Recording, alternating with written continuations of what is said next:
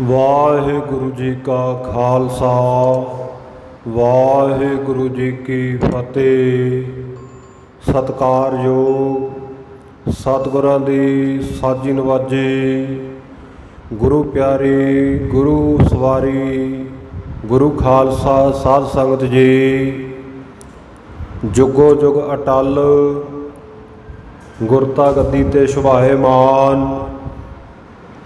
दसां पातशाहियां दी आत्मक जोत, बाणी गुरु शब्द गुरु। धन धन साहिब श्री गुरु ग्रंथ साहिब महाराज सच्चे पातशाह जी की अपार कृपा रहमत बख्शिश हो रही है। अत ऊंचा ताका दरबारा, अंत नहीं किश पारा वारा। सतगुरां दे सोहणे सुंदर दरबार विच गुरुद्वारा शहीद बाबा निहाल सिंह जी नगर तल्लण जिला जलंधर विखे दुआबे की धरती ते गुरु चरनां विच संध्या दे दीवान विच जुड़ के गुरु की बाणी का मनोहर कीर्तन रहरास साहब का पाठ वडभागी रूहां ने सरवण किया है। सतगुरु जी के दर ते चल रही इतिहास की लड़ीवार कथा विच हाज़री भरन का सुभाग प्राप्त हो रहा है। गरीब नवाज सच्चे पातशाह किरपा कर रहे हैं। अमृत के दाते कलगियां वाले पातशाह चोजी प्रीतम सरबंसदानी साहिबे कमाल सतगुरु श्री गुरु गोबिंद सिंह साहब जी महाराज सच्चे पातशाह जी का सोहना सुंदर इतिहास चलिया होया है।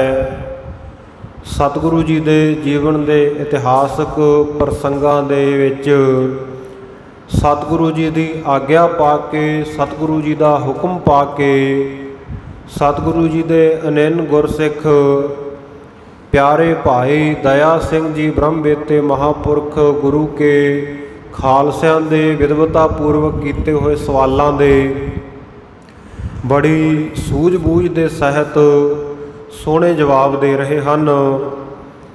सो आप जी ने बीते कल सरवण किया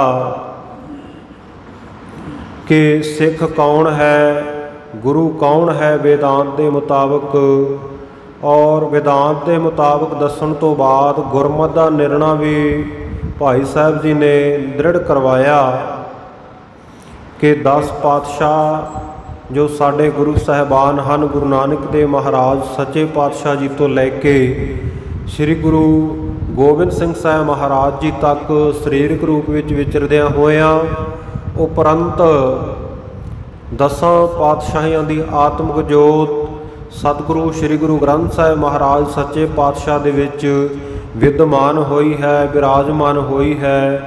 और सतगुरु सच्चे पातशाह जी ब्रह्मनिष्ठी ब्रह्म स्रोत्री गुरु होने दे नाल नाल महान हितकारी परम प्यारे गुरु के सिखां दीआं भावनावां नूं समझण वाले दयालु कृपालु सतगुरु जी हैं।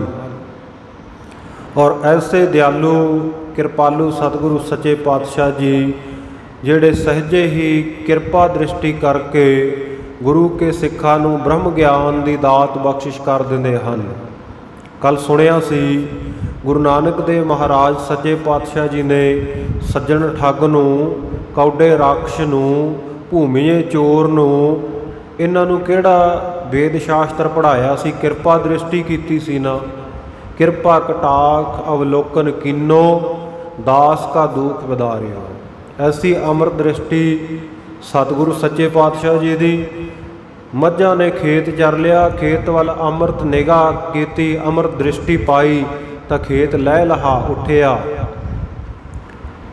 तो गुरमुख प्यारे साबण के तत्त वाला कौड़ा कड़वा फल रीठा हुंदा है, पर सतगुर सच्चे पातशाह जी ने ऐसी कृपा दृष्टि की रीठे वाल डिठा रीठा मिठा होए जावदा। रीठे वाल देखिया तो वह रीठे भी मिठे हो गए, क्योंकि सतगुरु जी तक किरपा की नादरी करते हैं, किरपा दृष्टि करते हैं। जिन्हों भी किरपा भरे नेत्रां दे नाल एक बारी तक लैण ਉਹਨੂੰ ਬ੍ਰਹਮ ਗਿਆਨ, ਉਹਨੂੰ ਸੰਤ ਬ੍ਰਹਮ ਗਿਆਨੀ ਦੀ ਪਦਵੀ ਸਤਿਗੁਰੂ ਸੱਚੇ ਪਾਤਸ਼ਾਹ ਜੀ ਛਿਣ ਮਾਤਰ ਵਿੱਚ ਬਖਸ਼ ਦਿੰਦੇ ਹੈ। ਛੱਜੂ ਝੀਵਰ ਨੂੰ ਕਿਹੜਾ ਸਤਿਗੁਰੂ ਸੱਚੇ ਪਾਤਸ਼ਾਹ ਜੀ ਨੇ ਕਲਾਸਾਂ ਲਵਾਈਆਂ ਸੀ, ਉਹਨੂੰ ਪਹਿਲਾਂ ਸੰਥਿਆ ਦਿੱਤੀ ਸੀ। ਬਸ ਕਿਰਪਾ ਦ੍ਰਿਸ਼ਟੀ ਕੀਤੀ ਨਾ, ਲਾਲ ਚੰਦ ਬ੍ਰਾਹਮਣ ਹੰਕਾਰ ਕਰਕੇ ਆਇਆ ਸੀ ਤੇ ਸਤਿਗੁਰਾਂ ਨੇ ਛੱਜੂ ਦੇ ਉੱਤੇ ਕਿਰਪਾ ਕੀਤੀ, ਜਨਮ ਤੋਂ ਗੂੰਗਾ ਤੇ ਬੋਲਾ, ਤੇ ਉਹਨੇ ਉਸ ਵੇਲੇ ਲਾਲ ਚੰਦ ਬ੍ਰਾਹਮਣ ਜਿਹੜਾ ਵਿਦਿਆ ਦਾ ਹੰਕਾਰੀ ਸੀ ਉਹਨੂੰ ਨਿਰੁੱਤਰ ਕਰ ਦਿੱਤਾ। ਐਸੀ ਗੋਸ਼ਟੀ ਕੀਤੀ, ਐਸੇ ਗੀਤਾ ਦੇ ਅਰਥ ਕੀਤੇ ਤੇ ਆਖਿਆ ਬਾਹਮਣ ਹੋਰ ਜਿਹੜਾ ਕੋਈ ਵੇਦ ਸ਼ਾਸਤਰ ਵਿਚਾਰਨਾ ਚਾਹੁੰਦਾ ਮੇਰੇ ਗੁਰੂ ਦੀ ਕਿਰਪਾ ਨਾਮ ਲੈ ਦੇ, ਉਸੇ ਦੀ ਵਿਚਾਰ ਕਰ ਲੈਂਦੇ ਆ। ਫਿਰ ਚਰਨੀ ਡਿੱਗਿਆ ਸੀ, ਲਾਲ ਚੰਦ ਬ੍ਰਾਹਮਣ ਦਾ ਹੰਕਾਰ ਦੂਰ ਹੋਇਆ ਸੀ। ਐਸੇ ਸਤਿਗੁਰੂ ਜੀ ਕਿਰਪਾ ਕਰਕੇ ਹੀ ਜਿਹੜੇ ਕਿਰਪਾਲੂ ਦਿਆਲੂ ਸਤਿਗੁਰੂ ਹਨ, ਸਿੱਖ ਨੂੰ ਤਾਰ ਦਿੰਦੇ ਹਨ। ਸੋ ਉਸ ਸਤਿਗੁਰੂ ਜੀ ਦੀ ਬਾਬਤ ਪਿਆਰੇ ਭਾਈ ਦਇਆ ਸਿੰਘ ਜੀ ਹੁਣ ਗੁਰਮਤਿ ਦਾ ਨਿਰਣਾ ਦੱਸਦੇ ਆ, ਗੁਰਮਤਿ ਦੀ ਰਹਿਣੀ ਦੱਸਦੇ ਆ, ਗੁਰੂ ਕੇ ਸਿੱਖ ਦੇ ਫਰਜ਼ ਦੱਸਦੇ ਆ, ਗੁਰੂ ਕਿਵੇਂ ਕਿਰਪਾ ਕਰਦਾ ਹੈ, ਉਹ ਸਭ ਕੁਝ ਜਿਵੇਂ ਦੱਸ ਰਹੇ ਆ।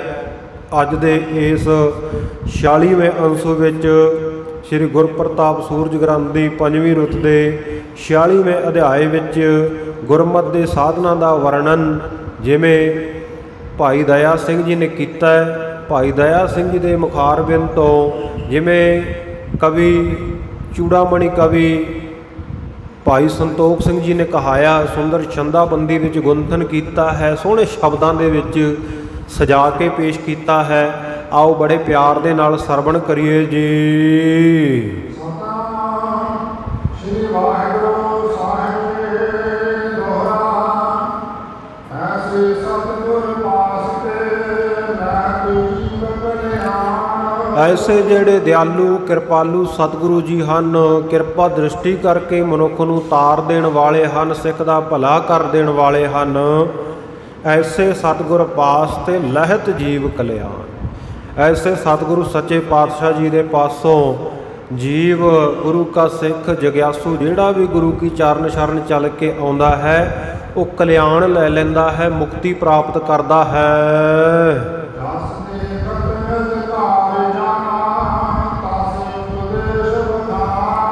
ਔਰ ਜਿਸ ਤਰ੍ਹਾਂ ਦਾ ਅਧਿਕਾਰੀ ਸਤਿਗੁਰੂ ਜੀ ਦੇਖਦੇ ਆ ਵੀ ਜਿਸ ਤਰ੍ਹਾਂ ਦਾ ਅਧਿਕਾਰ ਹੈ ਜਗਿਆਸੂ ਦਾ ਸਿੱਖ ਦਾ, ਸੋ ਉਸੇ ਪ੍ਰਕਾਰ ਉਹਦੇ ਅਧਿਕਾਰ ਦੇ ਦੇਖਦਿਆਂ ਹੋਇਆਂ ਸਤਿਗੁਰ ਸੱਚੇ ਪਾਤਸ਼ਾਹ ਜੀ ਅਧਿਕਾਰੀ ਦੇਖ ਕੇ ਗੁਰੂ ਕੇ ਸਿੱਖ ਨੂੰ ਕਿੰਨੀ ਕੁ ਇਹਦੇ ਮਨ ਵਿੱਚ ਸ਼ਰਧਾ ਭਾਵਨਾ ਹੈ ਔਰ ਕਿੱਥੋਂ ਕੁ ਤੱਕ ਇਹਦੀ ਮਤ ਬੁੱਧ ਕੰਮ ਕਰਦੀ ਹੈ, ਕਿੰਨਾ ਕੁ ਇਹ ਗੁਰ ਉਪਦੇਸ਼ ਨੂੰ ਸਮਝ ਸਕਦਾ ਹੈ, ਉਸ ਤਰੀਕੇ ਦੇ ਨਾਲ ਸਤਿਗੁਰੂ ਜੀ ਉਸ ਨੂੰ ਉਪਦੇਸ਼ ਬਖਸ਼ਦੇ ਹਨ।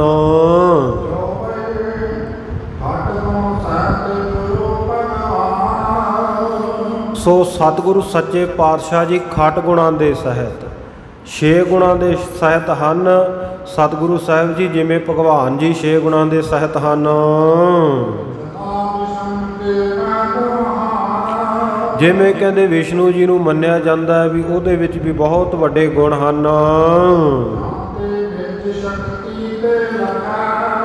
ਇਸ ਕਰਕੇ ਸਤਿਗੁਰ ਸੱਚੇ ਪਾਤਸ਼ਾਹ ਜੀ ਆਪਣੀ ਨਿਜ ਸ਼ਕਤੀ ਦੇ ਨਾਲ, ਆਪਣੀ ਅੰਤਰਯਾਮਤਾ ਦੇ ਨਾਲ ਲਖ ਲੈਂਦੇ ਹਨ, ਜਾਣ ਲੈਂਦੇ ਹਨ ਕਿ ਜਗਿਆਸੂ ਦੇ ਵਿੱਚ ਗੁਣ ਕਿਹੜੇ ਆ ਤੇ ਔਗਣ ਕਿਹੜੇ ਆ। ਸਤਿਗੁਰੂ ਜੀ ਨੂੰ ਦੱਸਣਾ ਨਹੀਂ ਪੈਂਦਾ, ਸਤਿਗੁਰੂ ਜੀ ਤਾਂ ਅੰਤਰਯਾਮੀ ਹਨ। ਘਟ ਘਟ ਕੇ ਅੰਤਰ ਕੀ ਜਾਣਤ, ਭਲੇ ਬੁਰੇ ਕੀ ਪੀਰ ਪਛਾਣਤ। ਸਤਿਗੁਰ ਸੱਚੇ ਪਾਤਸ਼ਾਹ ਸਾਡੇ ਦਿਲਾਂ ਦੀਆਂ ਜਾਣਦੇ ਹਨ ਕਿ ਸਿੱਖ ਦੇ ਮਨ ਵਿੱਚ ਕਿਹੜੇ ਗੁਣ ਹਨ ਤੇ ਕਿਹੜੇ ਇਹਦੇ ਵਿੱਚ ਔਗਣ ਭੈੜੀਆਂ ਗੱਲਾਂ ਹਨ। ਜਿਵੇਂ ਕਹਿੰਦੇ ਮਤਵੰਤਾ ਬੁੱਧੀਵਾਨ ਜਿਹੜਾ ਜਰਾਹ ਹੁੰਦਾ ਹੈ, ਸਰਜਨ ਹੁੰਦਾ ਨਾ, ਆਪਰੇਸ਼ਨ ਕਰਨ ਵਾਲਾ ਡਾਕਟਰ, ਕਹਿੰਦੇ ਬੁੱਧੀਵਾਨ ਹੋਵੇ, ਜਿਹੜਾ ਚੰਗਾ ਪੜ੍ਹਿਆ ਲਿਖਿਆ ਸਿਆਣਾ ਹੋਵੇ, ਉਹ ਕਹਿੰਦੇ ਜਦੋਂ ਮਰੀਜ਼ ਦਾ ਜ਼ਖਮ ਦੇਖਦਾ ਨਾ ਤੇ ਉਹ ਜ਼ਖਮ ਦੇ ਵਿੱਚ ਜਿਹੜਾ ਵਿਕਾਰ ਹੈ, ਵਿਗਾੜ ਪੈਦਾ ਹੋਇਆ, ਪਹਿਲਾਂ ਉਸ ਨੂੰ ਦੇਖਦਾ ਹੈ ਤੇ ਸਿੱਧਾ ਹੀ ਨਹੀਂ ਵੀ ਫੜੀ ਸੂਈ ਤੇ ਟਾਂਕੇ ਲਾ ਦਿੰਦਾ, ਸੀ ਦਿੰਦਾ ਜ਼ਖਮ ਨੂੰ, ਨਹੀਂ, ਪਹਿਲਾਂ ਉਹਦੇ ਵਿੱਚ ਵਿਗਾੜ ਦੇਖਦਾ ਹੈ। ਵੀ ਇਹਦੇ ਵਿੱਚ ਕੋਈ ਹੱਡੀ ਤਾਂ ਨਹੀਂ ਟੁੱਟੀ ਹੋਈ ਜ਼ਖਮ ਦੇ ਵਿੱਚ, ਜ਼ਖਮੀ ਹੋਇਆ ਜਿਹੜਾ ਮਨੁੱਖ ਹੈ, ਜਾਂ ਜਿਹੜਾ ਇਹਦਾ ਜ਼ਖਮ ਹੈ ਅੰਦਰੋਂ ਖਰਾਬ ਤਾਂ ਨਹੀਂ ਹੋਇਆ, ਇਹਦੇ ਵਿੱਚ ਇਹ ਦਰਵਦਾ ਤਾਂ ਨਹੀਂ, ਇਹਦੇ ਵਿੱਚ ਪਾਕ ਤਾਂ ਨਹੀਂ ਪਈ ਹੋਈ, ਇਹ ਜ਼ਖਮ ਖਰਾਬ ਤਾਂ ਨਹੀਂ ਹੋਇਆ, ਰੇਸ਼ਾ ਤਾਂ ਨਹੀਂ ਵਗਿਆ ਹੋਇਆ, ਇਹ ਸਭ ਕੁਝ ਦੇਖਦਾ ਹੈ। ਤੇ ਫਿਰ ਕਹਿੰਦੇ ਉਹ ਉੱਪਰ ਟਾਂਕੇ ਨਹੀਂ ਲਾ ਦਿੰਦਾ, ਸਾਰਿਆਂ ਤੋਂ ਪਹਿਲਾਂ ਕੀ ਕਰਦਾ ਹੈ, ਕਹਿੰਦੇ ਉਹਦਾ ਅੰਦਰਲਾ ਜਿਹੜਾ ਜ਼ਖਮ ਹੈ ਉਹਦਾ ਇਲਾਜ ਕਰਦਾ ਹੈ।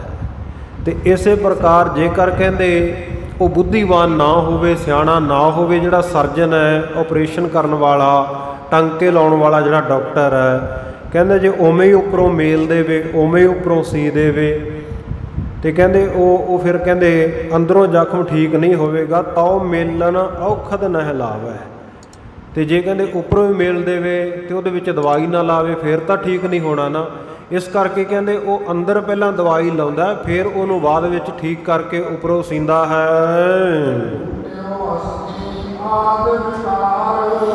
ਜੇਕਰ ਕਹਿੰਦੇ ਮੇਲੇ ਤੋਂ ਨਸੂਰ ਰਹਿ ਜਾਵੇ, ਜੇ ਕਹਿੰਦੇ ਉਵੇਂ ਹੀ ਉੱਪਰੋਂ ਸੀ ਦੇਵੇ, ਜ਼ਖਮ ਅੰਦਰੋਂ ਠੀਕ ਨਹੀਂ ਹੋਇਆ ਤੇ ਵਿੱਚ ਉਹ ਜ਼ਖਮ ਖਰਾਬ ਹੋਇਆ ਪਿਆ ਤੇ ਉਹਦੇ ਅੰਦਰ ਨਸੂਰ ਬਣ ਜਾਏਗਾ, ਜ਼ਖਮ ਖਰਾਬ ਹੋ ਜਾਏਗਾ, ਉੱਤੋਂ ਸਿਉਂ ਦੇਣਾ ਉਹਨੇ, ਪਰ ਉਹ ਸਮਾਂ ਪੈ ਕੇ ਉਹ ਜਦੋਂ ਅੰਦਰੋਂ ਜ਼ਖਮ ਖਰਾਬ ਹੋ ਗਿਆ, ਉਹ ਸੀਤਾ ਹੋਇਆ ਵੀ ਪਾਟ ਜਾਵੇਗਾ, ਦੁਬਾਰਾ ਅੰਦਰ ਨਸੂਰ ਬਣ ਜਾਵੇਗਾ। ਸੋ ਇਸ ਕਰਕੇ ਕਹਿੰਦੇ ਟੂਟਿਓ ਅਸਥੀ ਆਦ ਬੇਕਾਰ, ਜ਼ਖਮ ਦੇ ਵਿੱਚ ਜਿਹੜੀ ਕਹਿੰਦੇ ਅਸਥੀ ਹੱਡੀ ਜੇ ਟੁੱਟੀ ਹੋਈ ਹੈ ਤੇ ਹੋਰ ਜਿਹੜਾ ਕੋਈ ਵਿਗਾੜ ਹੈ ਉਹਨੂੰ ਸਭ ਤੋਂ ਪਹਿਲਾਂ ਦੇਖਦਾ, ਠੀਕ ਕਰਦਾ ਹੈ। ਪੂਰਬ ਕਹੀਏ ਪਹਿਲਾਂ ਜਿਹੜੇ ਅੰਦਰਲੀ ਮਰਜ਼ ਹੈ, ਅੰਦਰਲਾ ਜਿਹੜਾ ਜ਼ਖਮਾਂ ਨੂੰ ਸਾਫ਼ ਕਰਦਾ ਹੈ, ਠੀਕ ਕਰਦਾ ਹੈ, ਜੋ ਉਹਦੇ ਵਿੱਚ ਰੇਸ਼ਾ ਪਿਆ ਹੁੰਦਾ ਹੈ, ਜ਼ਖਮ ਖਰਾਬ ਹੋਇਆ ਹੁੰਦਾ, ਪਹਿਲਾਂ ਉਹਨੂੰ ਅੰਦਰੋਂ ਠੀਕ ਕਰਦਾ, ਪੱਟੀ ਦੇ ਉੱਤੇ ਦਵਾਈ ਲਾ ਕੇ ਉਹਦੇ ਵਿੱਚ ਭਰਦਾ, ਹੌਲੀ ਹੌਲੀ ਜਦੋਂ ਜ਼ਖਮ ਠੀਕ ਹੁੰਦਾ ਹੁੰਦਾ ਉਤਾਂਹ ਨੂੰ ਆ ਜਾਂਦਾ ਹੈ, ਫਿਰ ਕਹਿੰਦੇ ਉਹਨੂੰ ਉੱਪਰੋਂ ਸੀਂਦਾ ਹੈ, ਉੱਪਰੋਂ ਠੀਕ ਕਰਦਾ, ਉੱਪਰਲਾ ਇਲਾਜ ਬਾਅਦ ਵਿੱਚ ਕਰਦਾ ਹੈ। ਫਿਰ ਜਦੋਂ ਉਹਦੇ ਹਿਸਾਬ ਦੇ ਵਿੱਚ ਆ ਜਾਵੇ ਵੀ ਹੁਣ ਠੀਕ ਹੈ, ਹੁਣ ਟਾਂਕੇ ਲਾ ਦੇਣੇ ਚਾਹੀਦੇ ਆ, ਫਿਰ ਕਹਿੰਦੇ ਉਹ ਘਾਵ ਨੂੰ, ਉਸ ਜ਼ਖਮ ਨੂੰ ਮੇਲ ਦਿੰਦਾ ਹੈ, ਸੀ ਦਿੰਦਾ ਹੈ। ਤੇ ਜੇਕਰ ਕਹਿੰਦੇ ਬੁੱਧੀਵਾਨ ਨਾ ਹੋਵੇ, ਉਹਦਾ ਐਕਸਪੀਰੀਅੰਸ ਨਾ ਹੋਵੇ, ਤਜਰਬੇਕਾਰ ਨਾ ਹੋਵੇ, ਡਾਕਟਰ ਸਰਜਨ ਜਿਹੜਾ ਉਹ ਤਜਰਬੇਕਾਰ ਨਾ ਹੋਵੇ, ਕੱਚਾ ਹੋਵੇ ਜਰਾ, ਕਾਚ ਜਰਾ ਹੋਤ ਦੁੱਖ ਦੇ ਹੇਤ, ਜਿਹੜਾ ਕੱਚਾ ਜਰਾ ਹੈ, ਕੱਚਾ ਆਪਰੇਸ਼ਨ ਕਰਨ ਵਾਲਾ ਡਾਕਟਰ ਹੈ, ਪੱਕਾ ਡਾਕਟਰ ਨਹੀਂ ਹੈ, ਤਜਰਬਾ ਨਹੀਂ ਹੈ ਜਿਹਨੂੰ, ਉਹ ਤਾਂ ਕਹਿੰਦੇ ਦੁੱਖ ਹੇਤ, ਦੁੱਖ ਦਾ ਕਾਰਨ ਬਣ ਜਾਂਦਾ ਹੈ। ਭਾਈ ਦਇਆ ਸਿੰਘ ਜੀ ਕਹਿੰਦੇ ਇਉਂ ਸਾਡੇ ਸਤਿਗੁਰੂ ਸਾਹਿਬ ਜੀ ਉਹ ਤਾਂ ਪੱਕੇ ਮੇਰਾ ਵੈਦ ਗੁਰੂ ਗੋਵਿੰਦਾ, ਹਰ ਹਰ ਨਾਮ ਔਖਦ ਮੁਖ ਦੇਵੈ, ਕਾਟੈ ਜਮ ਕੀ ਫੰਦਾ। ਸਤਿਗੁਰੂ ਸੱਚੇ ਪਾਤਸ਼ਾਹ ਤਾਂ ਪੂਰੇ ਵੈਦ ਹਨ, ਪੂਰੇ ਡਾਕਟਰ ਹਨ, ਉਹ ਤਾਂ ਵੈਦਾਂ ਨੂੰ ਵੀ ਗੁਣ ਬਖਸ਼ਣ ਵਾਲੇ ਹੈ। ਸੋ ਸਤਿਗੁਰ ਸੱਚੇ ਪਾਤਸ਼ਾਹ ਤਾਂ ਬਹੁਤ ਹੀ ਗੁਣਵੰਤੇ, ਗੁਣਾਂ ਦੀ ਖਾਣ, ਗੁਣਾਂ ਵਾਲੇ ਹਨ। ਜਿਵੇਂ ਡਾਕਟਰ ਮਰੀਜ਼ ਨੂੰ ਚੰਗੀ ਤਰ੍ਹਾਂ ਵੇਖਦਾ, ਪਰਖਦਾ, ਉਹਦਾ ਚੈੱਕਅਪ ਕਰਦਾ, ਵੇਖਦਾ ਵੀ ਇਹਨੂੰ ਮਰਜ਼ ਕੀ ਹੈ, ਇਸੇ ਤਰ੍ਹਾਂ ਗੁਰੂ ਕੇ ਸਿੱਖ ਨੂੰ ਸਤਿਗੁਰ ਸੱਚੇ ਪਾਤਸ਼ਾਹ ਜੀ ਪਹਿਲਾਂ ਚੰਗੀ ਤਰ੍ਹਾਂ ਪਰਖਦੇ ਹਨ।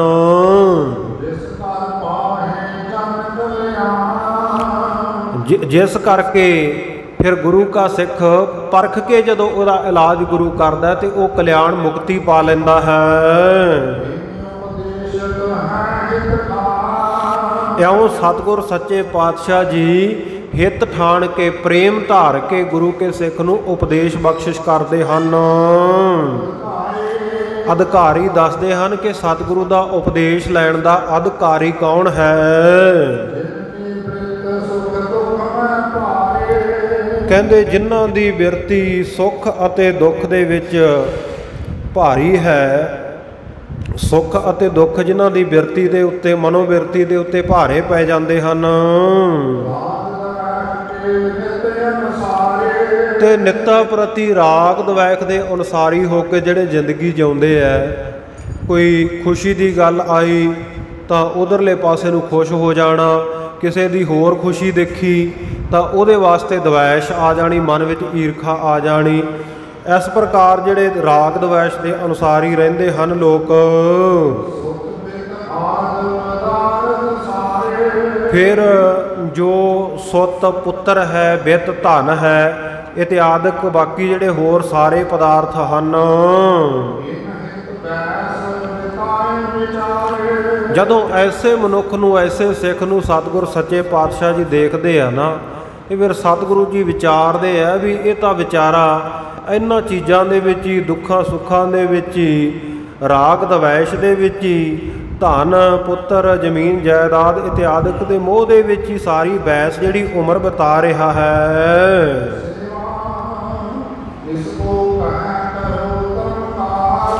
ਫਿਰ ਜਿਹੜਾ ਐਸਾ ਕੋਈ ਸਿੱਖ ਆ ਨਾ, ਉਹਨੂੰ ਸਤਿਗੁਰੂ ਜੀ ਉਪਦੇਸ਼ ਬਖਸ਼ਿਸ਼ ਕਰਦੇ ਆ। ਉਪਦੇਸ਼ ਬਖਸ਼ਿਸ਼ ਕਰਦੇ ਹੋਏ ਕਹਿੰਦੇ ਹਨ ਕਿ ਕਰੋ ਧਰਮਕਾਰ, ਗੁਰੂ ਕੇ ਸਿੱਖਾ ਧਰਮ ਦੀ ਕਾਰ, ਧਰਮ ਦੀ ਕਿਰਤ ਕਰ। ਜੇ ਤੂੰ ਗ੍ਰਸਤੀ ਹੈ ਸੋ ਗਿਰਹੀ, ਪੁੰਨ ਦਾਨ ਕਾ ਕਰੈ ਸਰੀਰ, ਸੋ ਗਿਰਹੀ ਗੰਗਾ ਕਾ ਨੀਰ। ਜੇ ਤੂੰ ਗ੍ਰਸਤੀ ਹੈ ਤਾਂ ਗ੍ਰਸਤ ਧਰਮ ਦੇ ਫਰਜ਼ ਨਿਭਾ, ਆਪਣੇ ਧੀਆਂ ਪੁੱਤਰਾਂ ਦਾ ਪਾਲਣ ਪੋਸ਼ਣ ਕਰ, ਸੰਸਾਰ ਦੇ ਵਿੱਚ ਆਪਣੀ ਉਪਜੀਵਕਾ ਚਲਾ, ਧਰਮ ਦੀ ਕਿਰਤ ਕਰਦਿਆਂ, ਦਸਾਂ ਨੌਆਂ ਦੀ ਕਿਰਤ ਕਮਾਈ ਕਰਦਿਆਂ ਲੋੜਵੰਦ ਦੇ ਹਿੱਤ ਦਸਵੰਧ ਕੱਢ, ਗੁਰੂ ਹਿੱਤ ਦਸਵਾਂ ਦਸੌਂਦ ਵੀ ਕੱਢ। ਤੇ ਸਤਿਗੁਰੂ ਜੀ ਉਪਦੇਸ਼ ਬਖਸ਼ਿਸ਼ ਕਰਦੇ ਆ, ਗੁਰੂ ਕੇ ਸਿੱਖਾ ਧਰਮ ਦੀ ਕਾਰ ਕਰ। ਕਬੀਰ ਜਾਓ ਗ੍ਰਹਿ ਕਰੇ ਤਾਂ ਧਰਮ ਕਰ, ਨਾਹੀਂ ਤਾਂ ਕਰ ਬੈਰਾਗ, ਬੈਰਾਗੀ ਬੰਧਨ ਕਰੈ ਤਾਕੋ ਵੱਡੋ ਅਭਾਗ। ਕਹਿੰਦੇ ਜੇ ਗ੍ਰਸਤੀ ਹੈ ਤਾਂ ਗ੍ਰਸਤ ਧਰਮ ਦੇ ਫਰਜ਼ਾਂ ਨੂੰ ਨਿਭਾ, ਜੇ ਬੈਰਾਗੀ ਬਣ ਗਿਆ ਤਾਂ ਫਿਰ ਮੁੜ ਕੇ ਬੰਧਨਾਂ 'ਚ ਨਾ ਪਈ। ਜੇ ਬੈਰਾਗੀ ਬਣ ਕੇ ਮੁੜ ਕੇ ਬੰਧਨਾਂ ਨੇ ਤੈਨੂੰ ਪਕੜ ਲਿਆ, ਬੰਧਨਾਂ ਦੀ ਜਾਕੜ ਦੇ ਵਿੱਚ ਆ ਗਿਆ, ਫਿਰ ਤੇਰੇ ਨਾਲੋਂ ਮਾੜੇ ਭਾਗ ਨਹੀਂ ਕਿਸੇ ਦੇ ਹੋਣੇ। ਸਕਲ ਧਰਮ ਮੈਂ ਗ੍ਰਸਤ ਪ੍ਰਧਾਨ ਹੈ, ਗੁਰੂ ਕੇ ਸਿੱਖਾ ਤੂੰ ਗ੍ਰਸਤੀ ਹੈ ਤੇ ਕੀ ਕਰ ਸੇਵੋ ਸਿੱਖਨ ਦੇਹੋ ਆਹਾਰ। ਗੁਰੂ ਕੇ ਸਿੱਖਾਂ ਦੀ ਸ਼ਰਧਾ ਭਾਵਨਾ ਦੇ ਨਾਲ ਸੇਵਾ ਕਰ, ਉਹਨਾਂ ਨੂੰ ਆਹਾਰ ਲੰਗਰ ਪਾਣੀ ਪ੍ਰਸ਼ਾਦੇ ਦੀ ਸੇਵਾ ਕਰ। ਫਿਰ ਯਥਾ ਸ਼ਕਤੀ, ਜਿੰਨਾ ਕੁ ਤੇਰੇ ਵਿੱਚ ਬਲ ਹੈ, ਜਿੰਨਾ ਕੁ ਤੂੰ ਸਹਿੰਦਾ ਹੈ, ਜਿੰਨਾ ਕੁ ਕਰ ਸਕਦਾ ਹੈ, ਉਹਦੇ ਮੁਤਾਬਕ ਜਿਹੜੇ ਛਾਦਨ ਵਸਤਰ ਹਨ, ਅੱਛਾ ਚੰਗੇ ਸੋਹਣੇ ਵਸਤਰ ਵੀ ਗੁਰੂ ਕੇ ਸਿੱਖਾਂ ਨੂੰ ਭੇਟ ਕਰ।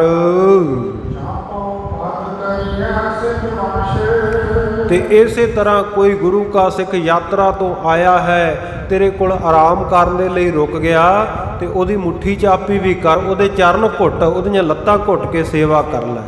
ਕਰੀਏ ਸਿੱਖ ਬੰਸ਼ੇ, ਸਿੱਖ ਦੀ ਇੱਛਾ ਦੇ ਅਨੁਸਾਰ। ਜੇਕਰ ਉਹ ਚਾਹੁੰਦਾ ਹੈ, ਉਹ ਥੱਕਿਆ ਟੁੱਟਿਆ ਹੈ, ਉਹਦਾ ਥਕੇਮਾ ਲਾਉਣ ਦੇ ਲਈ ਮੁੱਠੀ ਚਾਪੀ ਵੀ ਕਰ। ਤੇ ਐਸੀ ਭਾਵਨਾ ਮਨ ਦੇ ਵਿੱਚ ਧਾਰ, ਗੁਰੂ ਕੇ ਸਿੱਖ ਦਾ ਮਲ ਮਲ ਕੇ ਇਸ਼ਨਾਨ ਵੀ ਕਰਾ। ਫਿਰ ਜੇ ਗੁਰੂ ਕੇ ਸਿੱਖ ਦੇ ਵਸਤਰ ਮੈਲੇ ਹੈ ਤੇ ਉਹਨਾਂ ਵਸਤਰਾਂ ਨੂੰ ਸਾਬਣ ਲਾ ਕੇ ਉਜਲੇ ਕਰਦੇ, ਪਖਾਰ ਦੇ, ਧੋ ਕੇ ਉਹਨਾਂ ਨੂੰ ਚੰਗੇ ਸ਼ੁੱਧ ਬਣਾ ਦੇ। ਜੇ ਗੁਰੂ ਕੀ ਸੰਗਤ, ਗੁਰੂ ਕੇ ਸਿੱਖ ਨੂੰ ਪਸੀਨਾ ਆ ਰਿਹਾ, ਸਵੇਤ ਨਾਮ ਪਸੀਨੇ ਦਾ ਹੈ, ਤੇ ਫਿਰ ਕਹਿੰਦੇ ਹਾਂਕੋ ਪਾਉਣ, ਉਹਨੂੰ ਪਾਉਣ ਝੱਲ ਦੇ, ਹਵਾ ਝੱਲ। ਗੁਰੂ ਕੇ ਸਿੱਖ ਦੇ ਜਿਹੜੇ ਪੈਰਾਂ ਦੇ ਜੁੱਤੇ ਆ ਨਾ, ਚਰਨਾਂ ਦੇ ਜੋੜੇ, ਉਹਨਾਂ ਨੂੰ ਝਾੜ ਝਾੜ ਕੇ ਰੱਖ। ਦੇਖੋ ਹੁਣ ਜੋੜਾ ਘਰ ਵਿੱਚ ਜਿਹੜੇ ਗੁਰਮੁਖ ਪਿਆਰੇ ਸੇਵਾ ਕਰਦੇ ਆ, ਉਹ ਆਹ ਸਤਿਗੁਰ ਦੇ ਬਚਨਾਂ ਨੂੰ ਹੀ ਮੰਨਦੇ ਆ ਨਾ। ਗੁਰੂ ਕੇ ਸਿੱਖ ਗੁਰੂ ਚਰਨਾਂ ਵਿੱਚ ਆਉਂਦੇ ਆ ਤੇ ਝਾੜ ਝਾੜ ਕੇ ਪਾਲਿਸ਼ ਕਰ ਕਰਕੇ ਤੇ ਉਹ ਜੋੜੇ ਜਿਹੜੇ ਆ ਸੰਗਤ ਦੇ, ਉਹ ਸਾਹਮਣੇ ਸੰਗਤ ਦੇ ਰੱਖ ਦਿੰਦੇ ਆ। ਬਹੁਤ ਭਾਵਨਾ ਨਾਲ, ਕਿਰਪਾ ਜਿਨ੍ਹਾਂ ਦੇ ਉੱਤੇ ਹੈ, ਉਹ ਐਸੇ ਗੁਰੂ ਕੇ ਸਿੱਖ ਸੇਵਾ ਕਰਦੇ। ਤੇ ਸਾਰੇ ਸਿੱਖਾਂ ਨੂੰ ਹੁਕਮ ਹੈ, ਝਾੜੋ ਪਨਹੀ, ਗੁਰੂ ਕੇ ਸਿੱਖਾਂ ਦੇ ਚਰਨਾਂ ਦੇ ਜੋੜਿਆਂ ਨੂੰ, ਪਨਹੀ ਨੂੰ ਝਾੜ, ਪੱਗ ਕੋ ਧੋਏ, ਔਰ ਗੁਰੂ ਕੇ ਸਿੱਖਾਂ ਦੇ ਚਰਨਾਂ ਨੂੰ ਧੋ, ਗੁਰੂ ਕੇ ਸਿੱਖਾਂ ਦਾ ਇੰਨਾ ਸਤਿਕਾਰ ਕਰ। ਫਿਰ ਗੁਰੂ ਕੇ ਲੰਗਰਾਂ ਦੇ ਵਿੱਚ ਜਿਹੜੇ ਬਰਤਨ ਸਾਫ਼ ਕਰਨੇ ਆ, ਇਹ ਸੇਵਾ ਕਿੱਡੀ ਵੱਡੀ ਹੈ। ਸਤਿਗੁਰੂ ਜੀ ਕਹਿੰਦੇ ਜੂਠੇ ਭਾਂਜਨ ਮਾਂਜਨ ਕਰਹੁ, ਜੂਠੇ ਭਾਂਡੇ ਆ ਜਿਹੜੇ, ਉਹਨਾਂ ਨੂੰ ਮਾਂਜਣਾ ਕਰ। ਗੁਰੂ ਕੇ ਸਿੱਖਾਂ ਦੇ ਵਾਸਤੇ ਫਿਰ ਉਹਨਾਂ ਦੇ ਛਕਣ ਵਾਸਤੇ, ਉਹਨਾਂ ਦੇ ਇਸ਼ਨਾਨ ਦੇ ਵਾਸਤੇ ਸ਼ੀਤਲ ਜਲ ਜਿਹੜਾ ਖੂਹ ਤੋਂ ਭਰ ਕੇ ਲੈ ਕੇ ਆਓ, ਕਿਉਂਕਿ ਉਸ ਵੇਲੇ ਸਾਧਨ ਇਸ ਤਰ੍ਹਾਂ ਦੇ ਹੁੰਦੇ ਸਨ। ਸੋ ਗੁਰੂ ਕੇ ਸਿੱਖਾਂ ਵਾਸਤੇ ਸ਼ੀਤਲ ਜਲ ਲੈ ਕੇ ਆਉਣਾ ਵਰਤਣ ਲਈ। ਫਿਰ ਰਦ ਧਾਵਨ ਕੋ, ਰਦ ਨਾਮ ਹੈ ਦੰਦਾਂ ਦਾ। ਦੰਦਾਂ ਨੂੰ ਧਾਵਨ ਕਰਨ ਵਾਲੀ, ਦੰਦਾਂ ਤੇ ਉੱਤੇ ਫਿਰਨ ਵਾਲੀ ਕੁਚੀ ਕਹੀਏ ਦਾਤਣ। ਦੰਦਾਂ ਨੂੰ ਸਾਫ਼ ਕਰਨ ਵਾਲੀ ਦਾਤਣ ਦਾ ਨਾਮ ਹੈ ਰਦ ਧਾਵਨ। ਕਹਿੰਦੇ ਰਦ ਧਾਵਨ ਕੋ ਅਰਪਹੁ ਆਨ। ਫਿਰ ਗੁਰੂ ਕੇ ਸਿੱਖਾਂ ਨੂੰ ਦਾਤਣਾ ਲਿਆ ਕੇ ਵੱਢ ਕੇ ਉਹ ਦਾਤਣਾ ਉਹਨਾਂ ਵਾਸਤੇ ਲਿਆ ਕੇ ਦੇ। ਤੇ ਸ਼ੁੱਧਤਾ ਦੇ ਨਾਲ, ਬੜੀ ਪਵਿੱਤਰਤਾ ਦੇ ਨਾਲ ਰਸੋਈ ਕਰ, ਭੋਜਨ ਪ੍ਰਸ਼ਾਦਾ ਤਿਆਰ ਕਰ। ਇਸ ਤੋਂ ਲੈ ਕੇ ਇਤਿਆਦਿਕ ਹੋਰ ਵੀ ਬਹੁਤ ਭਾਂਤ ਦੀ ਸੇਵਾ। ਖਾਲਸਾ ਜੀ ਗੁਰੂ ਕੇ ਸਿੱਖਾਂ ਦੀ ਦਿਨ ਰਾਤ ਕਰਨੀ ਚਾਹੀਏ।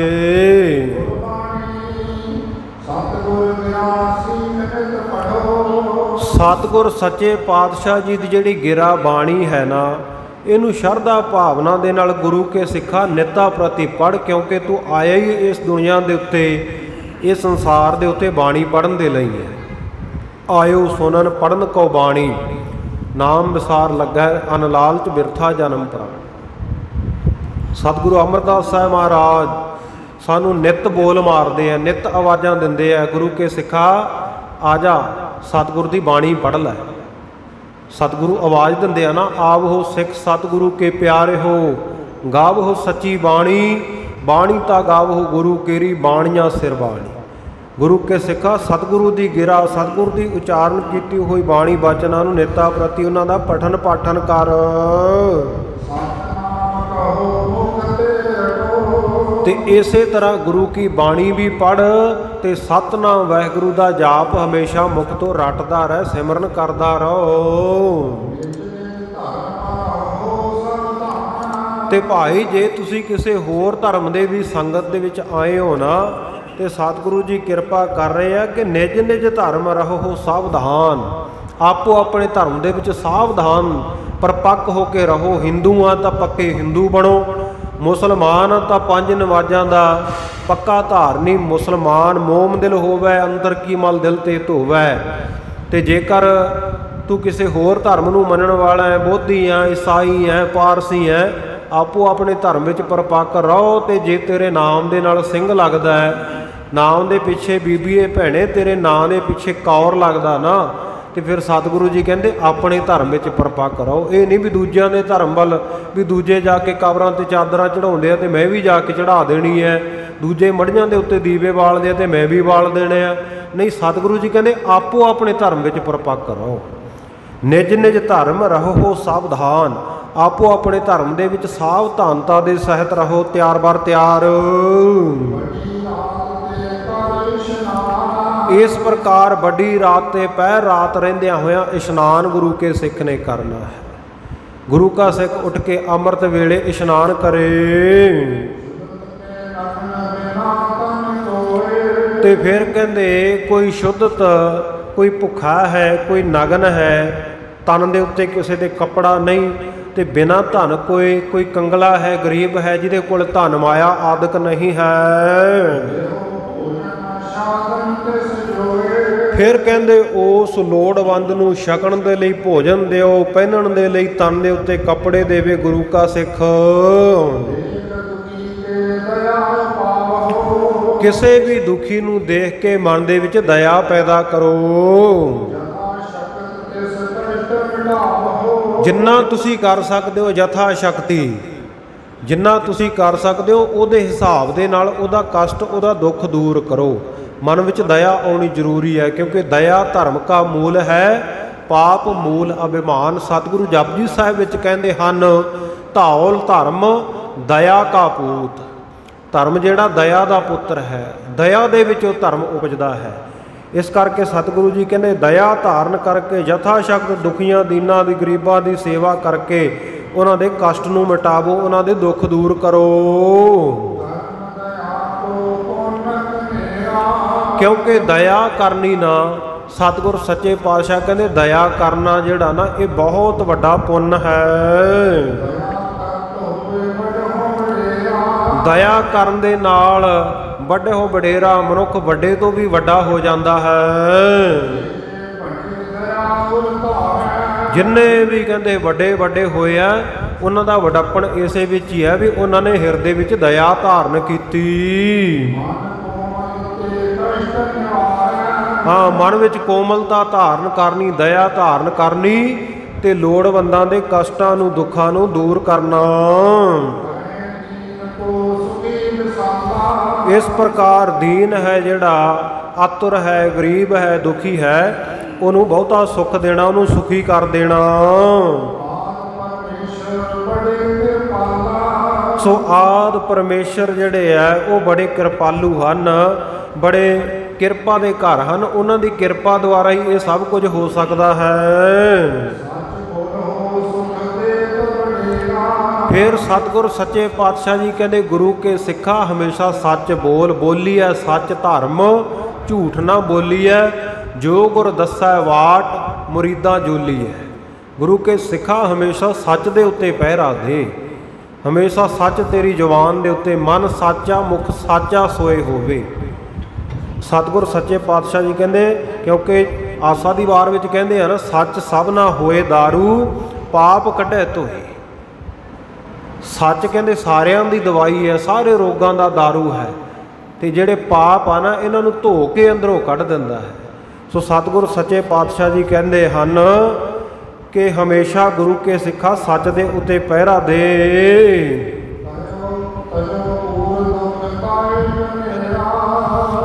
ਸੋ ਸਤਿਗੁਰ ਸੱਚੇ ਪਾਤਸ਼ਾਹ ਜੀ ਕਹਿੰਦੇ ਤਜੋ ਕੂੜ ਦੁੱਖ ਦਾਈ ਕਨੇਰਾ, ਕਹਿੰਦੇ ਜਿਹੜਾ ਕੂੜ ਹੈ, ਝੂਠ ਹੈ, ਉਹ ਦੁਖਦਾਈ ਹੈ। ਸੋ ਕਹਿੰਦੇ ਇਸ ਨੂੰ ਹਮੇਸ਼ਾ ਵਾਸਤੇ ਕਹਿੰਦੇ ਤਿਆਗ ਦੇਵੇ ਗੁਰੂ ਕਾ ਸਿੱਖ।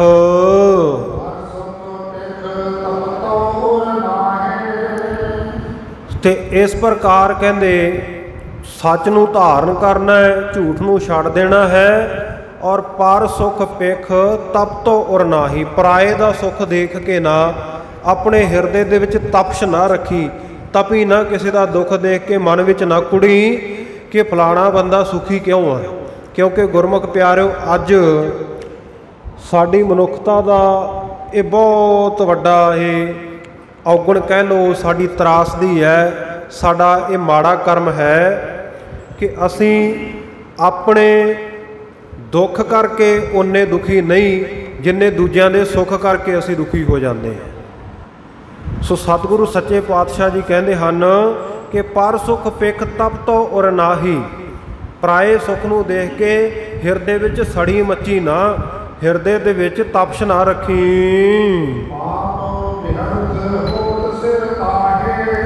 ਤੇ ਕਹਿੰਦੇ ਜਿਹੜਾ ਕੋਈ ਐਸਾ ਕਰਦਾ ਹੈ ਤੇ ਕਹਿੰਦੇ ਉਹ ਤਾਂ ਬਹੁਤ ਵੱਡਾ ਪਾਪ ਕਰਦਾ ਹੈ। ਵਿਅਰਥ ਹੋਤ ਸਿਰ ਤਾਹੀ, ਤੇ ਬੇਅਰਥ ਹੀ ਬਿਨਾਂ ਵਜ੍ਹਾ ਤੋਂ ਕਹਿੰਦੇ ਆਪਣੇ ਸਿਰ ਪਾਪ ਲੈ ਲੈਂਦਾ ਹੈ। ਇੱਕ ਤਾਂ ਸਤਿਗੁਰ ਸੱਚੇ ਪਾਤਸ਼ਾਹ ਜੀ ਕਹਿੰਦੇ ਜਦੋਂ ਕਿਸੇ ਦੇ ਸੁੱਖ ਨੂੰ ਦੇਖ ਕੇ ਦੁਖੀ ਹੋਣਾ, ਆਪਣਾ ਹਿਰਦਾ ਤਪਦਾ ਉਹ ਦੁਖੀ ਹੋਣ ਵਾਲੇ ਦਾ।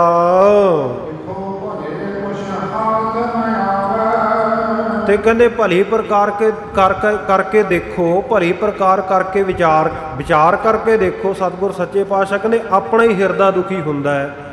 ਜੇ ਕਿਸੇ ਦੇ ਸੁੱਖ ਨੂੰ ਦੇਖ ਕੇ ਕੋਈ ਸੜਦਾ ਹੈ, ਹਿਰਦੇ ਵਿੱਚ ਦੁਖੀ ਹੁੰਦਾ ਤੇ ਆਪ ਨੂੰ ਦੁੱਖ ਹੁੰਦਾ। ਇਹਨੂੰ ਕਹਿੰਦੇ ਭਲੀ ਪ੍ਰਕਾਰ ਕਰਕੇ ਵਿਚਾਰ ਲਓ, ਕੁਝ ਵੀ ਹੱਥ ਨਹੀਂ ਆਉਣ ਲੱਗਾ।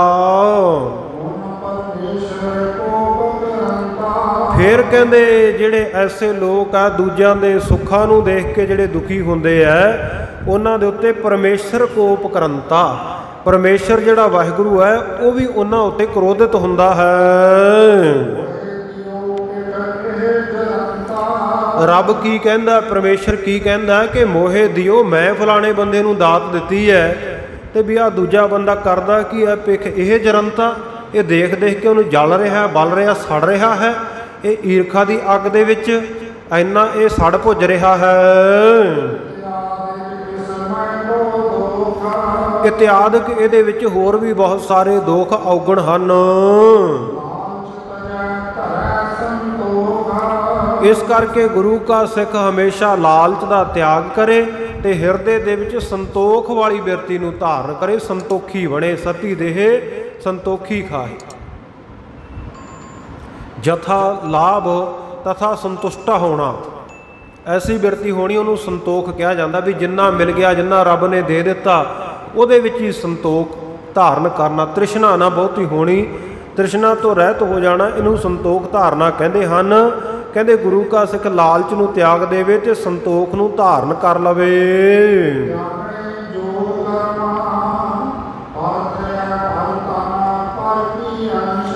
ਫਿਰ ਗੁਰੂ ਕੇ ਸਿੱਖ ਦੇ ਤਿਆਗਣ ਯੋਗ ਕਰਮ ਕੀ ਹੈ, ਛੱਡਣ ਯੋਗ ਕੀ ਹੈ? ਸਤਿਗੁਰੂ ਜੀ ਕਹਿੰਦੇ ਪਰਤ੍ਰਿਆ ਪਰਾਈ ਇਸਤਰੀ, ਪਰ ਧਨ ਪਰਾਇਆ, ਧਨ ਮਾਲ ਮਾਇਆ ਤੇ ਪਰ ਕੀ ਅੰਸ। ਪਰਾਏ ਦਾ ਜਿਹੜਾ ਅੰਸ਼ ਹੈ, ਹਿੱਸਾ ਹੈ, ਸੋ ਪਰਾਇਆ ਜਿਹੜਾ ਹੱਕ ਹੈ, ਹੱਕ ਪਰਾਇਆ ਨਾਨਕਾ, ਉਸ ਸੂਅਰ ਉਸ ਗਾਏ, ਗੁਰ ਪੀਰ ਹਾਮਾ ਤਾ ਭਰੇ, ਜਾ ਮੁਰਦਾਰ ਨਾ ਖਾਏ। ਸਤਿਗੁਰ ਸੱਚੇ ਪਾਤਸ਼ਾਹ ਜੀ ਕਹਿੰਦੇ ਇਸ ਪ੍ਰਕਾਰ ਪਰਾਇਆ ਹੱਕ ਇਹਦਾ ਵੀ ਤਿਆਗ ਕਰੇ।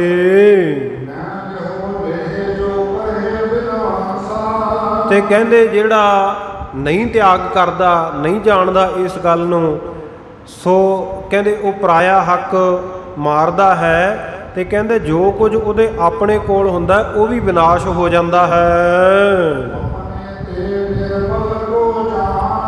ਆਪਣੇ ਤੋਂ ਕਿਸੇ ਨੂੰ ਕਮਜ਼ੋਰ, ਕਿਸੇ ਨੂੰ ਨਿਰਬਲ ਜਾਣ ਕੇ, हे ਸੂਝਵਾਨ ਸਜਾਨ ਸਿਆਣੇ ਗੁਰੂ ਕੇ ਸਿੱਖੋ, ਉਹਦੇ ਉੱਤੇ ਕਦੇ ਕ੍ਰੋਧ ਨਾ ਕਰੋ। ਜੇ ਕੋਈ ਤੁਹਾਡੇ ਤੋਂ ਮਾੜਾ ਹੈ, ਸਰੀਰਕ ਤੌਰ ਤੇ ਮਾੜਾ ਹੈ, ਮਾਇਕ ਤੌਰ ਤੇ ਮਾੜਾ ਹੈ, ਤੁਹਾਡੇ ਨਾਲੋਂ ਨਿਰਬਲ ਹੈ ਨਾ ਕੋਈ, ਤੇ ਐਵੇਂ ਨਾ ਉਹਦੇ ਉੱਤੇ ਕਹਿੰਦੇ ਜਾ ਕੇ ਐਵੇਂ ਰੋਬ ਝਾੜੀ ਜਾਓ, ਉਹਦੇ ਉੱਤੇ ਕਿਸੇ ਪ੍ਰਕਾਰ ਕਰਕੇ ਵੀ ਕੋਪ ਕ੍ਰੋਧ ਨਾ ਕਰੋ। ਫਿਰ ਕਹਿੰਦੇ ਜੇਕਰ ਤੁਹਾਡੇ ਕੋਲ ਬਹੁਤ ਜ਼ਿਆਦਾ ਵਿੱਦਿਆ ਹੈ, ਤੁਸੀਂ ਪੜ੍ਹੇ ਲਿਖੇ ਹੋ, ਚੰਗੇ ਵਿਦਵਾਨ ਹੋ, ਤੁਹਾਨੂੰ ਸਭ ਕਾਸੇ ਦਾ ਪਤਾ ਹੈ, ਔਰ ਕੈ ਸਰੂਪ ਹੈ ਤਨ ਕੋ, ਜਾਂ ਫਿਰ ਕਹਿੰਦੇ ਤੁਹਾਡੇ ਤਨ ਦਾ ਜਿਹੜਾ ਰੂਪ ਹੈ ਉਹ ਬੜਾ ਸੁੰਦਰ ਹੈ, ਬਹੁਤ ਜ਼ਿਆਦਾ ਸੋਹਣੇ ਸੁਨੱਖੇ ਹੋ ਤੁਸੀਂ, ਬੁੱਧੀ ਤੁਹਾਡੀ ਬਹੁਤ ਵਿਸ਼ਾਲ ਹੈ, ਬੜਾ ਦਿਮਾਗ ਕੰਮ ਕਰਦਾ ਹੈ, ਕੈ ਜਾਂ ਦੀਰਘ ਧਨ ਕੋ, ਤੁਹਾਡੇ ਕੋਲ ਬਹੁਤ ਸਾਰਾ ਧਨ ਪਦਾਰਥ ਹੈ। ਇਹਨਾਂ ਸਭ ਚੀਜ਼ਾਂ ਦਾ ਸਤਿਗੁਰੂ ਸੱਚੇ ਪਾਤਸ਼ਾਹ ਜੀ ਕਹਿੰਦੇ ਗਰਵ ਨਾ ਕਰ, ਕਿਉਂਕਿ ਇਸ ਗਰਵ ਤੇ ਚੱਲ ਹੈ ਬਹੁਤ ਵਿਕਾਰਾ। ਸਤਿਗੁਰ ਸੱਚੇ ਪਾਤਸ਼ਾਹ ਕਹਿੰਦੇ ਅਭਿਮਾਨ ਮਾਣ ਹੰਕਾਰ ਨਾ ਕਰ।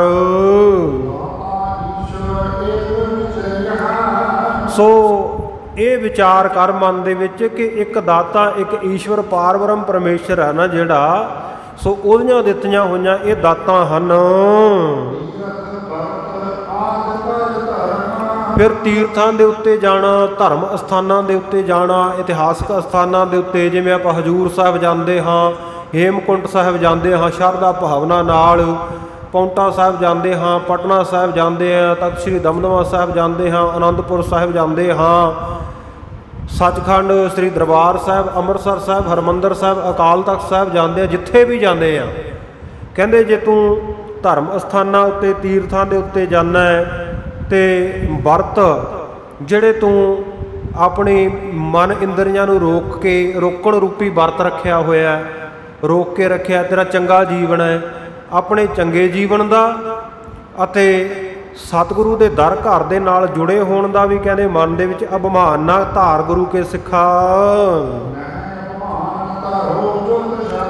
ਭਾਵੇਂ ਤੂੰ ਬਹੁਤ ਪਰਿਸ਼ਰਮ ਕਰਕੇ ਮਿਹਨਤ ਕਰਕੇ ਉੱਥੇ ਜਾਂਦਾ, ਕਿਉਂਕਿ ਹਰੇਕ ਦੇ ਵੱਸ ਦੀ ਗੱਲ ਤਾਂ ਨਹੀਂ ਨਾ ਧਰਮ ਸਥਾਨਾਂ ਉੱਤੇ ਜਾਣਾ। ਹੁਣ ਹਰੇਕ ਥੋੜ੍ਹੀ ਜਾ ਕੇ 19 ਕਿਲੋਮੀਟਰ ਉਹ ਹੇਮਕੁੰਟ ਸਾਹਿਬ ਦੇ ਪਹਾੜ ਦੀ ਚੜ੍ਹਾਈ ਚੜ੍ਹ ਜਾਊਗਾ ਜਾ ਕੇ, ਹਰੇਕ ਥੋੜ੍ਹੀ ਆਪਣੇ ਘਰ ਦੇ ਕੰਮਕਾਰ ਛੱਡ ਕੇ ਤੇ ਹਜ਼ੂਰ ਸਾਹਿਬ ਕੋਈ 10-20 ਦਿਨ ਸੇਵਾ ਵਿੱਚ ਲਾ ਆਊਗਾ। ਹਰੇਕ ਹਰਿਮੰਦਰ ਸਾਹਿਬ ਨਹੀਂ ਦਰਸ਼ਨ ਕਰ ਸਕਦਾ, ਤਾਂ ਭਾਗਾਂ ਵਾਲੇ ਹੀ ਜਾਂਦੇ ਆ ਨਾ ਜਿਹੜੇ ਉੱਦਮ ਕਰਦੇ ਆ। ਜੇ ਕਹਿੰਦੇ ਤੂੰ ਉੱਦਮ ਕਰਕੇ ਜਾਂਦਾ ਵੀ ਹੈ, ਇਹੋ ਜਿਹੇ ਕਰਮ ਧਰਮ ਤੂੰ ਕਰਦਾ ਵੀ ਹੈ, ਤਾਂ ਉਸ ਵੇਲੇ ਸਤਿਗੁਰ ਸੱਚੇ ਪਾਤਸ਼ਾਹ ਕਹਿੰਦੇ ਇਹਨਾਂ ਦਾ ਮਾਣ ਅਭਿਮਾਨ ਹੰਕਾਰ ਨਾ ਕਰ। ਜਿਹੜੇ ਤੂੰ ਸ਼ੁਭ ਕਰਮ ਕੀਤੇ ਆ, ਜੇ ਉਹਨਾਂ ਦਾ ਅਭਿਮਾਨ ਹੰਕਾਰ ਧਾਰਨ ਕਰੇਗਾ, ਸਤਿਗੁਰ ਸੱਚੇ ਪਾਤਸ਼ਾਹ ਜੀ ਕਹਿੰਦੇ ਫਿਰ ਇਹ ਤਾਂ ਸਾਰੇ ਨਿਸਫਲ ਬੇਅਰਥ ਚਲੇ ਜਾਣਗੇ। ਜਿਵੇਂ ਹਾਥੀ ਦਾ ਗੱਜ ਦਾ ਇਸ਼ਨਾਨ ਕੀਤਾ ਹੋਇਆ ਵਿਅਰਥ ਚਲਿਆ ਜਾਂਦਾ। ਹਾਥੀ ਨੂੰ 35 ਕੁਆਲਟੀਆਂ ਦਾ ਸਾਬਣ ਲਾ ਕੇ ਨਵਾ ਦਿਓ ਤੇ ਗੁਰਮੁਖ ਪਿਆਰਿਓ ਨੇ ਕੀ ਕਰਨਾ, ਸੁੰਡ ਭਰਨੀ ਹੈ ਚਿੱਕੜ ਦੇ ਨਾਲ, ਗਾਰ ਦੇ ਨਾਲ, ਤੇ ਉਹਨੇ ਆਪਣੇ ਤਨ ਦੇ ਉੱਤੇ ਪਾ ਲੈਣੀ ਹੈ। ਹਾਥੀ ਇਉਂ ਹੀ ਕਰਦਾ, ਉਹਨੂੰ ਜਿੰਨਾ ਮਰਜ਼ੀ ਇਸ਼ਨਾਨ ਕਰਾ ਦਿਓ, ਉਹਨੇ ਧੂੜ ਮਿੱਟੀ ਘੱਟੇ ਨਾਲ ਆਪਣਾ ਤਨ, ਆਪਣਾ ਸਰੀਰ ਭਰ ਲੈਣਾ ਹੁੰਦਾ। ਇਸੇ ਤਰ੍ਹਾਂ ਸਤਿਗੁਰੂ ਸੱਚੇ ਪਾਤਸ਼ਾਹ ਗੁਰੂ ਤੇਗ ਬਹਾਦਰ ਸਾਹਿਬ ਮਹਾਰਾਜ ਜੀ ਦੇ ਬਚਨ ਹੈ, ਤੀਰਥ ਵਰਤ ਅਰਦਾਨ ਕਰ ਮਨ ਮੈਂ ਧਰੈ ਗੁਮਾਨ, ਨਾਨਕ ਨਿਹਫਲ ਜਾਤ ਤਿਹ ਜਿਉ ਕੁੰਚਰ ਇਸ਼ਨਾਨ। ਤਿਹ ਉਸ ਦੇ ਕਹਿੰਦੇ ਉਹ ਸਾਰੇ ਹੀ ਕਹਿੰਦੇ ਇਉਂ ਵਿਅਰਥ ਚਲੇ ਜਾਂਦੇ ਆ ਜਿਵੇਂ ਕੁੰਚਰ ਦਾ ਹਾਥੀ ਦਾ ਇਸ਼ਨਾਨ ਕੀਤਾ ਹੋਇਆ ਵਿਅਰਥ ਹੈ। ਸੋ ਇੱਥੇ ਵੀ ਉਸੇ ਭਾਵ ਦੇ ਵਿੱਚ ਸਤਿਗੁਰੂ ਸੱਚੇ ਪਾਤਸ਼ਾਹ ਜੀ ਦੇ ਬਚਨਾਂ ਨੂੰ ਭਾਈ ਸਾਹਿਬ ਕਹਿ ਰਹੇ ਆ, ਕਹਿੰਦੇ ਜੇ ਇਹਨਾਂ ਕਰਮ ਧਰਮ ਕੀਤਿਆਂ ਹੋਇਆਂ ਦਾ, ਉਦਮ ਕੀਤੇ ਹੋਏ ਦਾ ਮਨ ਵਿੱਚ ਗੁਮਾਨ ਧਾਰਨ ਕਰੇਗਾ ਤੇ ਹਾਥੀ ਦੇ ਇਸ਼ਨਾਨ ਵਾਂਗੂ ਨਿਸਫਲ ਜਾਵੇਗਾ। ਫਿਰ ਕਹਿੰਦੇ ਆਪਣੇ ਮੂੰਹ ਤੋਂ ਆਪਣੀ ਵਡਿਆਈ, ਆਪਣੀ ਸ਼ੋਭਾ ਨਾ ਕਰੀ ਜਾ, ਤੇ ਦੂਜੇ ਦੀ ਨਿੰਦਿਆ ਨਾ ਕਰੀ ਜਾ, ਦੂਜੇ ਦੀ ਭੰਡੀ ਪ੍ਰਚਾਰ ਨਾ ਕਰੀ ਜਾ।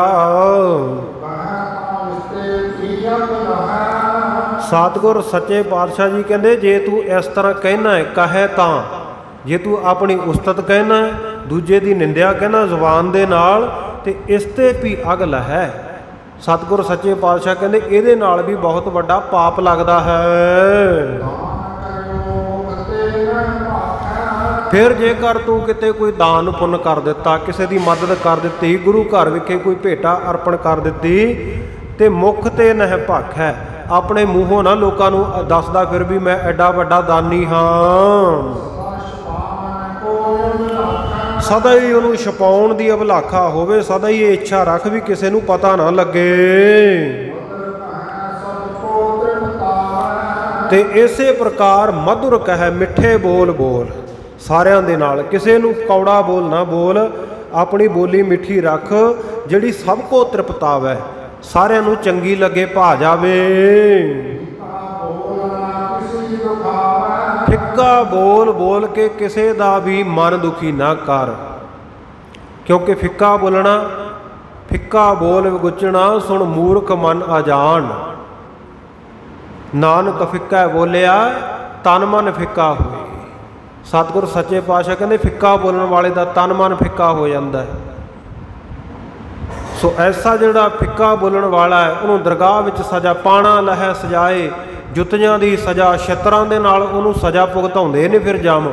ਜਿਹੜਾ ਫਿੱਕਾ ਬੋਲਦਾ ਉਹ ਕਹਿੰਦੇ ਆ ਤੈਨੂੰ ਬੋਲਣ ਦਾ ਪਤਾ ਨਹੀਂ ਸੀ ਵੀ ਕਿਹਨੂੰ ਕਿਵੇਂ, ਕਿਉਂਕਿ ਇੱਕ ਪਾਸੇ ਕਹਿੰਦੇ ਆ ਸਾਰਿਆਂ ਦੇ ਦਿਲਾਂ ਵਿੱਚ ਰੱਬ ਵਸਦਾ ਹੈ, ਤੇ ਉਹ ਜਿਹੜੇ ਦਿਲ ਵਿੱਚ ਰੱਬ ਵਸਦਾ ਹੈ ਉਹ ਰੱਬ ਦੇ ਮੰਦਰ ਨੂੰ, ਰੱਬ ਦੇ ਘਰ ਨੂੰ ਤਾਂ ਤੂੰ ਫਿੱਕਾ ਬੋਲ ਬੋਲ ਕੇ, ਕੌੜੇ ਬੋਲ ਬੋਲ ਕੇ ਢਾਹ ਦਿੱਤਾ ਹੈ।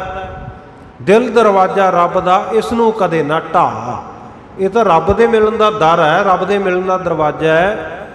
ਭਾਈ ਨੰਦ ਲਾਲ ਜੀ ਦੇ ਰਹਿਤਨਾਮਿਆਂ ਦੇ ਵਿੱਚ ਐਸੇ ਵਚਨ ਆਉਂਦੇ ਹੈ, ਖਾਲਕ ਖਲਕ ਕੀ ਜਾਣ ਕੈ ਖਲਕ ਦੁਖਾਵੈ ਨਾਹੇ।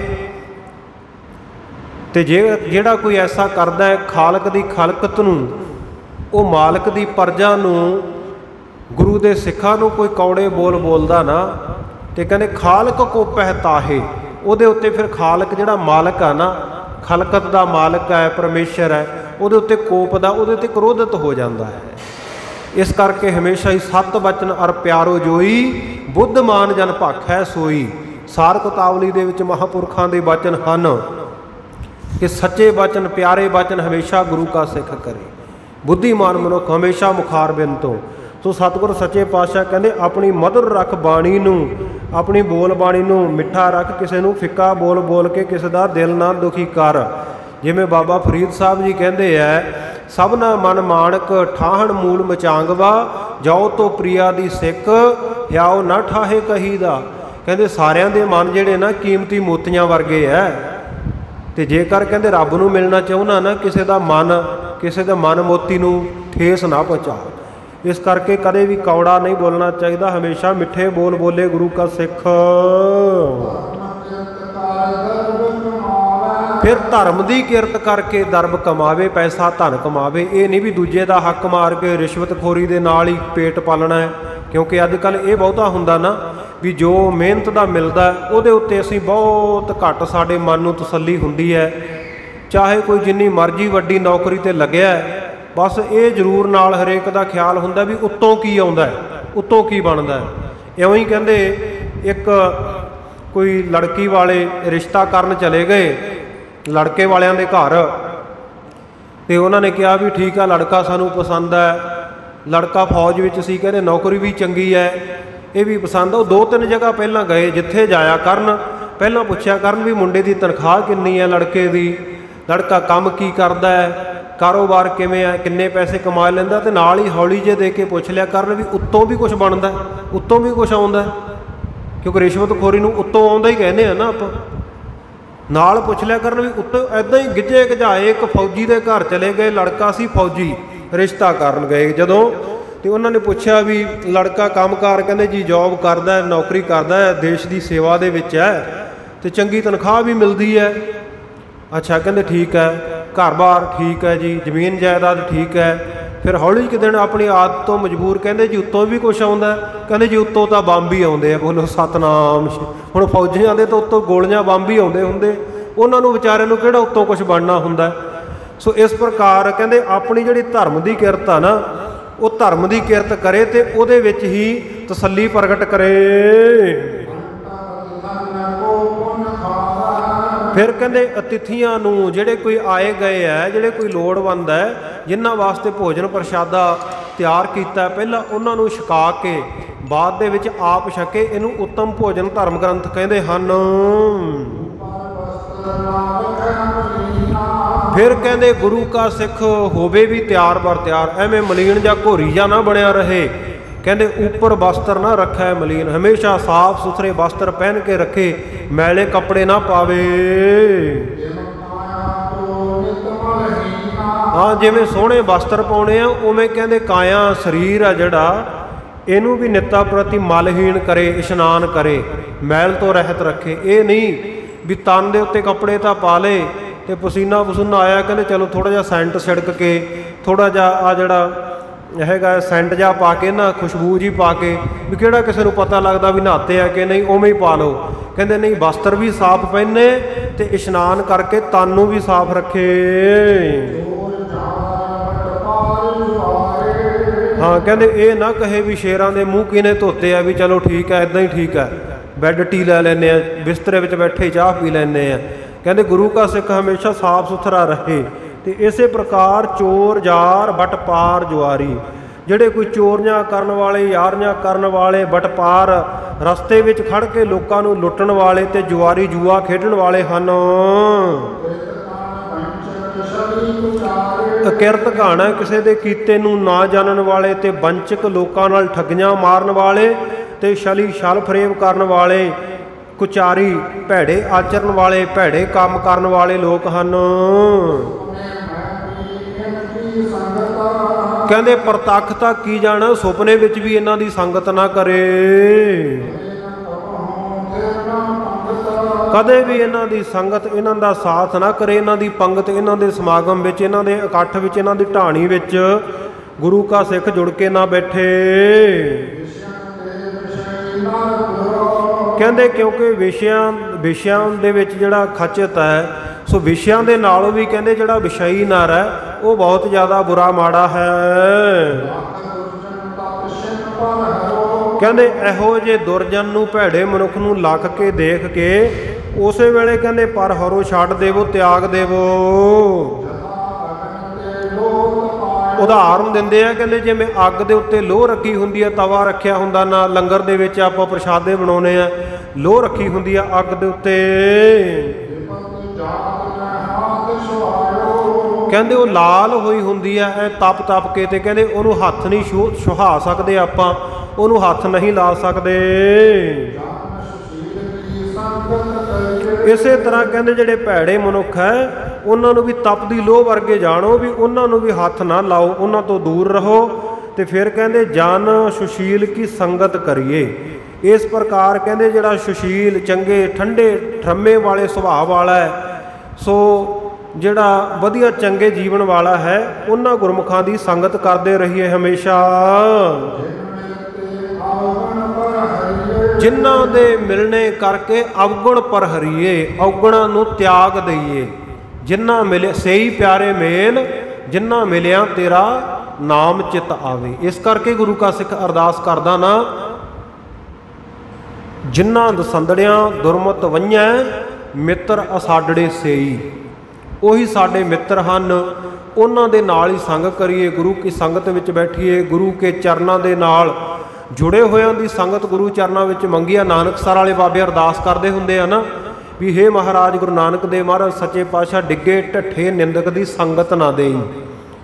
ਸੋ ਉਹ ਇਹੀ ਭਾਵ ਹੈ ਉੱਥੇ ਵੀ ਜਿਹੜਾ ਗੁਰੂ ਘਰ ਦੇ ਨਾਲ ਟੁੱਟਿਆ ਮਾੜਾ ਮਨੁੱਖ ਹੈ ਉਹਦੀ ਸੰਗਤ ਨਾ ਕਰੀਏ। ਸੋ ਇੱਥੇ ਹੀ ਸਮੇਂ ਦੀ ਸਮਾਪਤੀ ਆ, ਬਾਕੀ ਰਹਿੰਦਾ ਪ੍ਰਸੰਗ ਆਪਾਂ ਕੱਲ੍ਹ ਸਰਵਣ ਕਰਾਂਗੇ। ਕਥਾ ਵਿਚਾਰ ਦੌਰਾਨ ਹੋਈਆਂ ਬੇਅੰਤ ਭੁੱਲਾਂ ਦੀ ਖਿਮਾ ਬਖਸ਼ਿਸ਼ ਕਰਨੀ ਗਰੀਬ ਨਵਾਜ਼ ਸੱਚੇ ਪਾਤਸ਼ਾਹ ਕਿਰਪਾ ਕਰਨ। ਸਮਾਪਤੀ ਦੀਆਂ ਤੁਕਾਂ ਪੜ੍ਹ ਕੇ ਉਪਰੰਤ ਅਰਦਾਸ ਵਿੱਚ ਹਾਜ਼ਰੀ ਲਵਾਈਏ। ਦੇਹੋ ਸੱਜਣ ਅਸੀਸੜੀਆਂ ਜੋ ਹੋਵੈ ਸਾਹਿਬ ਸਿਓ ਮੇਲ।